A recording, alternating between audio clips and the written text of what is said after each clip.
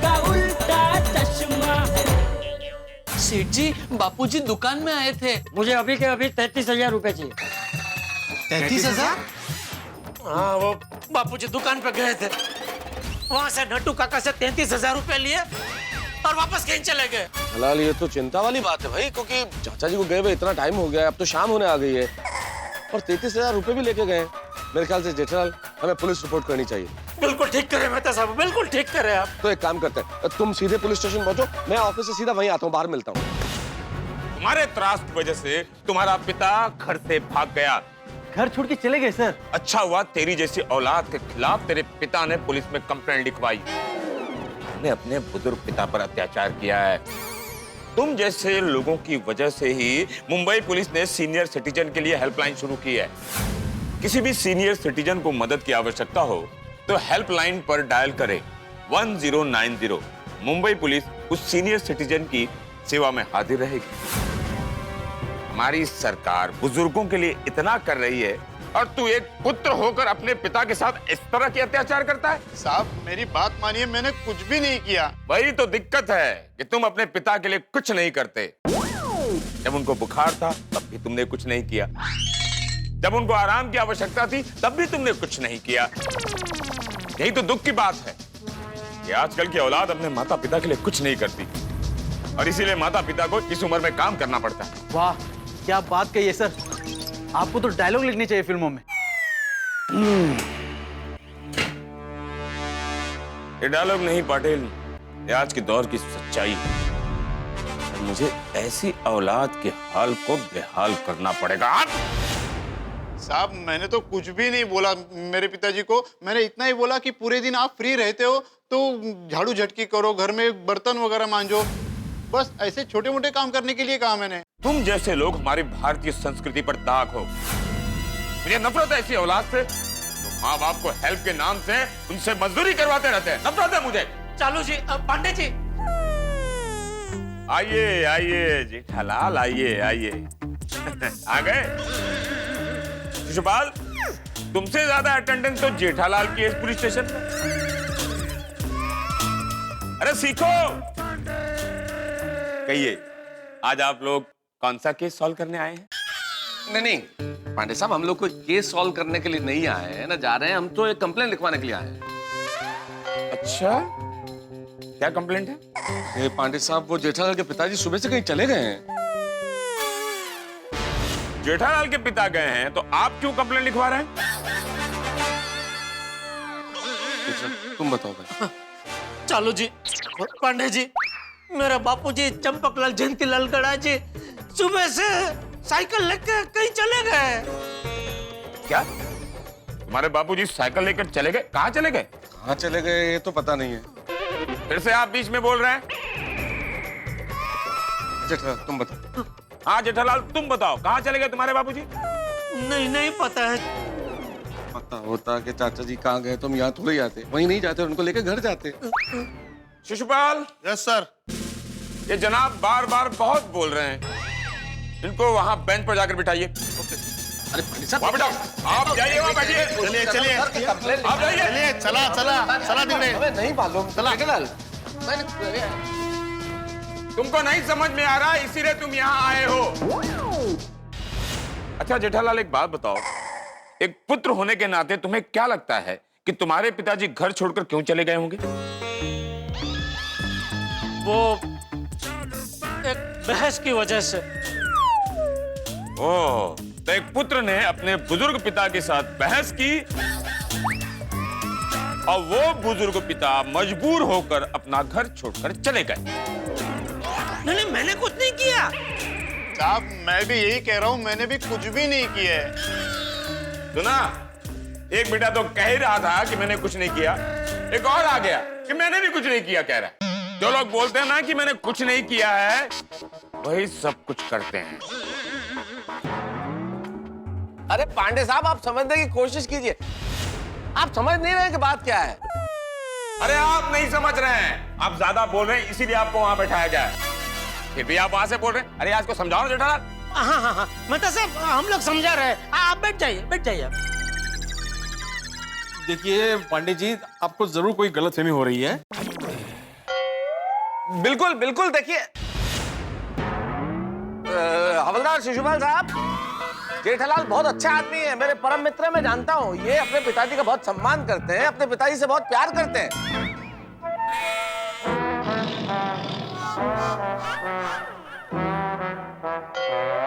Excuse me.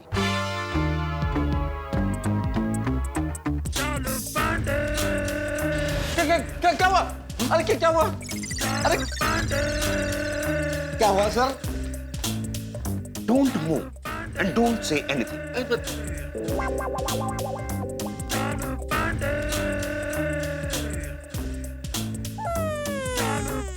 Sorry.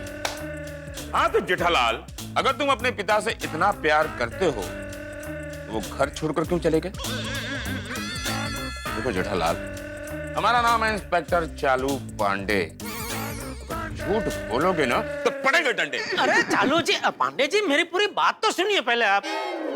ठीक है, कानून को अपना निर्णय लेने से पहले गुनहगार को ठीक से सुन लेना चाहिए। मैं गुनहगार नहीं हूँ। वो कानून तय करेगा कि गुनहगार कौन है और कौन नहीं है। जल्दी से मेन बात पर आओ, नहीं तो सीधे हवालात में डालूंगा जेठालाल।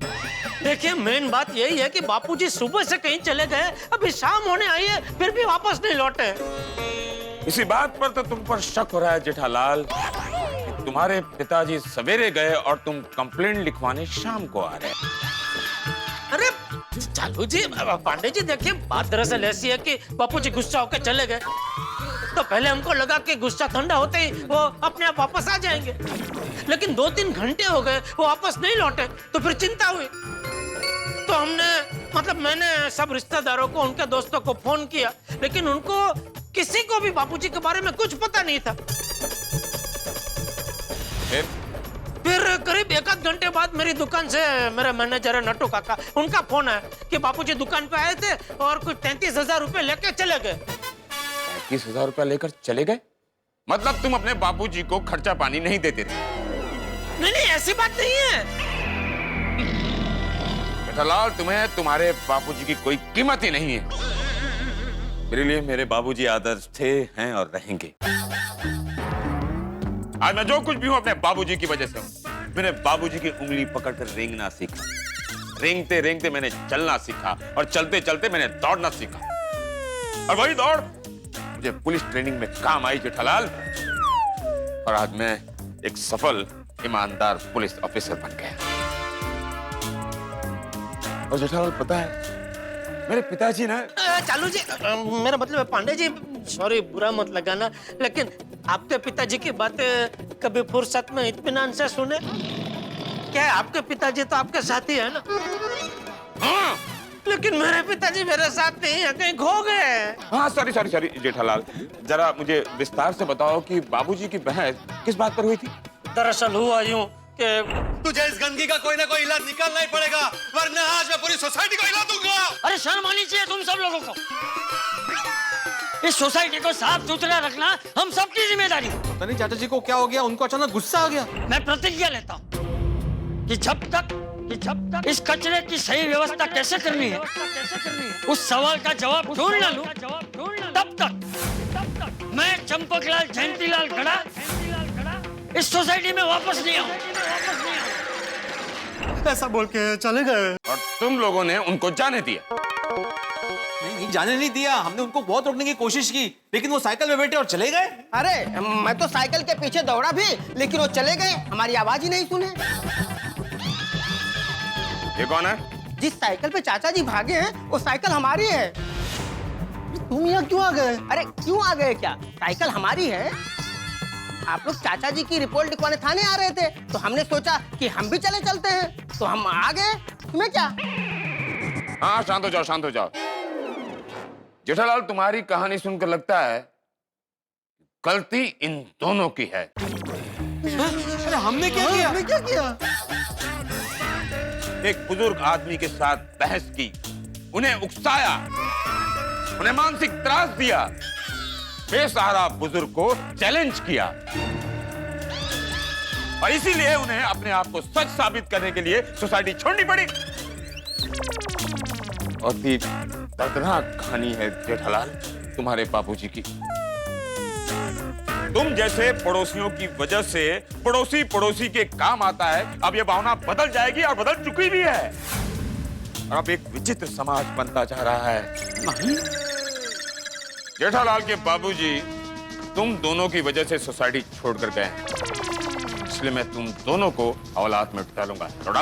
क्या बोल रहे हैं आप पांडे जी? अरे जेठालाल समझाओ इनको भाई। हाँ जेठालाल समझाओ भाई। पांडे जी आप भूल रहे हैं कि हम गोकुलधाम वासी हैं और गोकुलधाम वासियों के लिए पड़ोसी सगे से बढ़कर है। क्यों भिड़े हैं? हाँ बिल्कुल, अगर हमें जरा भी पता होता ना कि चाचा जी ऐसे भाग जाएंगे तो हम लोग बहस करते ही नहीं। बिल्कुल नहीं करते हैं। अच्छा कौन किसका समझ रहा है? मेरा घर से है, मेरी बीवी दया का। हाँ उठा उठा। Thank you. हाँ दया बोल। टप्पू के पापा खुशखबर है, बापूजी का फोन आया था, वो सही सलामत है। क्या बापूजी सही सलामत है? सही सलामत है। जेठालाल अपने पड़ोसियों को बचाने के लिए बहाने बना रहे हो? नहीं नहीं, मैं बहाना नहीं बना रहा हूँ। सच में मेरे घर से मेरी पत्नी दया का फोन है। आपको यकीन नहीं हो रहा, आप दया के मुंह से सुन लीजिए। दया, मैं फोन अभी स्पीकर पे करता हूँ, तूने मुझे जो बोला ना वो दोबारा बोल दे, ओके? क्यों? अरे वो चालू जी पांडे जी कह रहे हैं कि बापू जी ये भीड़ और पोपटलाल की वजह से चले गए, तो अभी भीड़ और पोपटलाल को जेल में बंद करना पड़ेगा। बापूजी जी। हाँ इसलिए मैं कह रहा हूँ, मैं स्पीकर पे फोन करता हूँ, तू खाली बोल देना। हाँ तू मुझे बोला वही बोल दे। हाँ एक मिनट करता हूँ। हाँ बोल। हाँ बोलिए दया बहन, क्या कहना है? बापूजी खुद अपनी मर्जी से कहीं चले गए थे, हमें कुछ भी पता नहीं था वो कहाँ गए, लेकिन अभी थोड़ी देर पहले बापूजी का फोन आया कि वो सही सलामत है और यहाँ घर पर वापस आ रहे हैं। तो आप प्लीज अभी भीड़े भाई और पोपट भाई को छोड़ देंगे प्लीज। और पांडे साहब, आपके बारे में बहुत सुना है, आप में स्त्री दाक्षिण्य की भावना है, आप औरतों का बड़ा सम्मान करते हैं, उनकी इज्जत करते हैं। तो आप मुझ पे, एक भारतीय नारी की बात पे भरोसा नहीं करेंगे? हाँ मुझे भरोसा है दया बहन, मैं औरतों का बहुत सम्मान करता हूँ। मेरी माँ ने मुझे यही सिखाया है। मेरी माँ मेरे लिए आदर्श थी, है और रहेगी। आज मैं जो कुछ भी हूं ना, अपनी माँ की वजह से। मैंने माँ की उंगली पकड़कर रेंगना सीखा, रेंगते रेंगते मैंने चलना सीखा और चलते चलते मैंने दौड़ना सीखा। और वही जी पांडे जी, ये सब तो अभी आप अपने पिताजी के लिए कह रहे थे। अरे मेरे दो हाथ है ना, एक बाबूजी पकड़ते थे, एक माताजी पकड़ती थी, और ऐसे ऐसे करके मैं चलता था। चालू जी पांडे जी, वो भारतीय नारी फोन पे अभी भी है, तो क्या कहे उनको? हाँ बोलिए दया बहन। तो पांडे साहब आप प्लीज सब लोगों को छोड़ दीजिए ना, प्लीज रिक्वेस्ट। हाँ दया बहन, मैं इन लोगों को छोड़ दूंगा। Thank you sir. ठीक है दया, तो हम लोग अभी घर आ रहे हैं। Okay thank you. चल हाँ आ रहे हैं अभी। ओके ये तो सॉल्व हो गया ना, अब आप लोग जा सकते हैं। उनको भी लेके जाना। दया का फोन आया था, बापूजी के घर पे फोन आया था। अच्छा हाँ ओवर सही सलामत है। कमाल करते हो हाथी भाई, इतना कुछ हो गया और तुसी मैंने कुछ दसिया ही नहीं। थोड़ी तुम बिजी थे ना। हाँ। ओए हाथी भाई, ये गोकुलधाम मेरा परिवार है और मेरे लिए मेरे परिवार से बढ़कर कुछ नहीं। सुनिए, तू भी मैंने कुछ नहीं दसिया। रोशन तुझे टेंशन ना हो ना, इसलिए हम में से किसी ने भी तेरे को फोन नहीं किया। और सोडी भाई, वैसे भी हम सब तो थे ना। वो ऐसी गल्लाते दुख है, आप सब थे, बस मैं ही नहीं था। थोड़ी तुम तो ऐसे बोल रहे हो जैसे हम तुमको छोड़ के पिकनिक पे चले गए और खूब खा पी रहे हो। अरे सॉरी, तेरा जैसा मैं भी काम पर ही गया था, जस्ट अभी आया हूँ। नाराज का कोई फायदा नहीं है, चंपक चाचा मिल गए ना। मिल गए। आने दो चाचा जी को। आज मैं उनको बताऊंगा कि ये सोडी उनसे कितना प्यार करता है। अरे सोडी, सोसाइटी में चाचा जी को सिर्फ तुम ही नहीं सभी लोग प्यार करते हैं, क्या है ना? बिल्कुल। बस भगवान करे चाचा जी जल्दी वापस आ जाए, ताकि अब हम सबको चैन आए। खरंच है, एक बार चाचा जी आ जाए तो जेठाबाई का इन पर का गुस्सा उतर जाए। बापूजी और टप्पू के पापा आ जाएंगे ना, तभी जीव में जीव आएगा।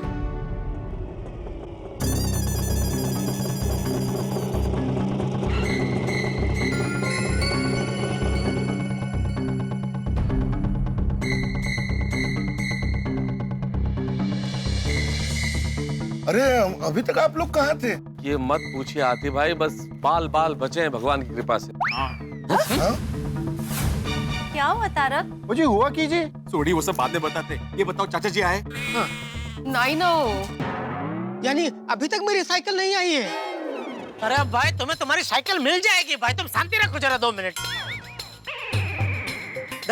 बापूजी ने फोन किया था, एग्जैक्टली क्या कहा तुमसे? बापूजी ने ऐसा कहा था कि वो सही सलामत है और आधे घंटे में आ जाएंगे। पर आधा घंटा तो हो गया, अभी तक क्यों नहीं आए बापूजी? हाँ, वही तो समझ में नहीं आ रहा है, कहाँ रह गए होंगे बेचारे बापूजी। चिंता मत करो दया भाभी, जेठालाल आते ही होंगे। चाचा जी ने बोला आधे घंटे में आ जाएंगे, तो भी आ जाएंगे। हाँ बस जल्दी आ जाए। हाँ, चाचा जी आए तो मालूम पड़ेगा कि क्या हुआ है। हाँ। एक मिनट यार भाई, जब भी बापूजी आएंगे तो उनसे कोई कुछ नहीं बोलेगा, सिर्फ मैं उनसे बात करूंगा, ठीक है? ओके। लो चाचा जी आ गए। चाचा जी बोला कभी समझ आ गए। अरे बोला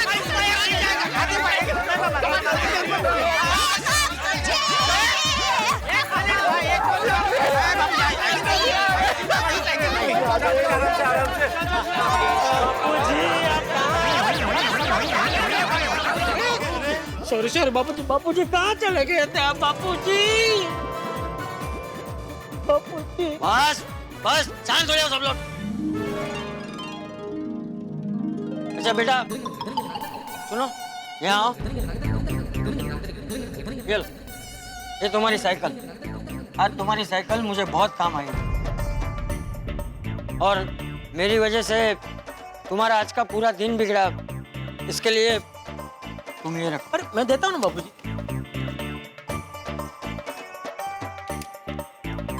हाँ? चाचा जी, ये हमारी साइकिल तो नहीं है।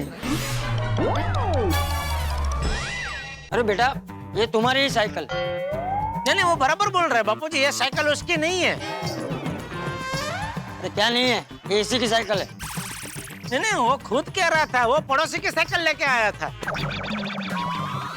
अच्छा अच्छा, हम वही कह रहे हैं कि हम अपने पड़ोसी की साइकिल लेके आए थे, लेकिन ये वो साइकिल नहीं है। अगं भाई आता हा काय गोंधळ आहे? अरे बेटा ये वही साइकिल है, ये सीट मैंने नहीं डलवाई और इसकी चेन भी बदलवा दी, और इसमें घंटी नहीं थी ना तो मैंने घंटी डलवा दी। ये तुम्हारी ही साइकिल है।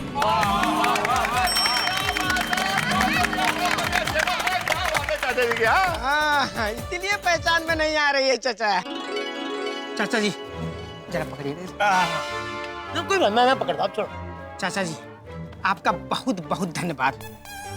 चाचा आपको अगली बार भागना हो तो मेरी साइकिल लेके ही भागिएगा। अरे ओ भाई नहीं, अभी बापूजी को कहाँ भगाना है तुमको भाई? बापूजी कभी नहीं भागेंगे, अभी बापूजी नहीं भागेंगे बापूजी। हाँ थैंक यू।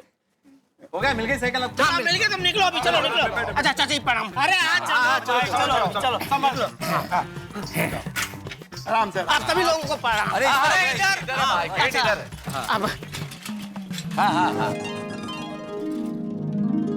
चाचा जी गोकुलधाम में आपका स्वागत है।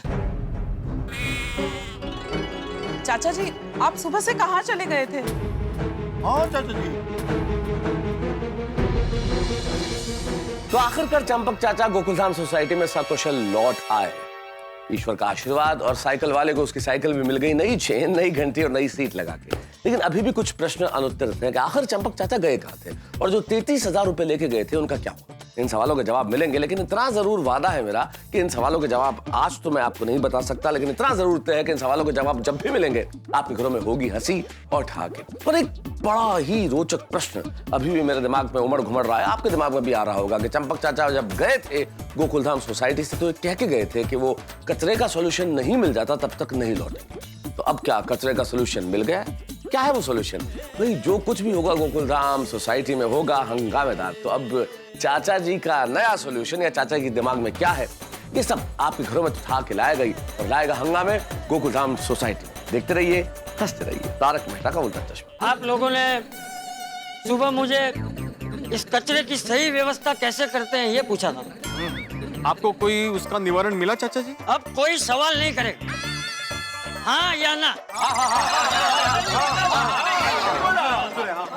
तो ठीक है, कल सुबह 8:30 बजे सब लोग अपने अपने घर के कचरे के डिब्बे लेकर यहीं पे आएंगे, इसी जगह। कचरे के डब्बे क्यों चाचा जी? मैं कचरे का धंधा शुरू करने वाला हूँ। कचरे का धंधा? कचरे का धंधा? हाँ,